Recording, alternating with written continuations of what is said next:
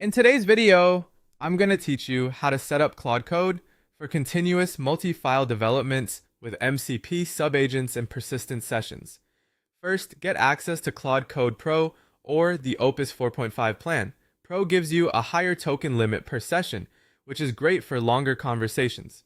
Opus 4.5 adds multi-file reasoning and long-term memory, ideal for complex projects that span many files. After upgrading, copy your API key from your account settings and keep it private. Using this key is what enables continuous automated access from your tools.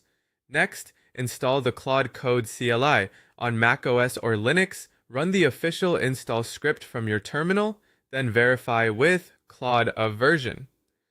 On Windows, use PowerShell to run the install command and confirm the version the same way.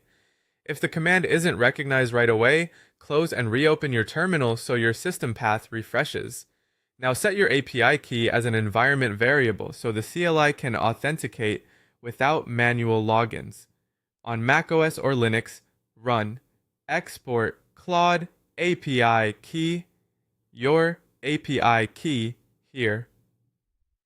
On Windows PowerShell, run sex Claude API key, your API key here, and then restart your terminal so it takes effect.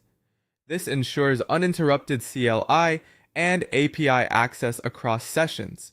Create a clean project folder to keep everything organized. For example, make a directory named Claude Unlimited Project.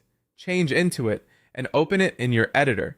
If you use VS Code, Code opens the folder. Otherwise, open it with your preferred editor. Keeping files under one root is important for multi-file reasoning. Initialize MCP, the multi-context memory system, so Claude remembers your project across sessions. Run Claude MCP, init, context 7, and then Claude MCP load. The context level 7 instructs Claude to remember all project files, enabling ongoing edits.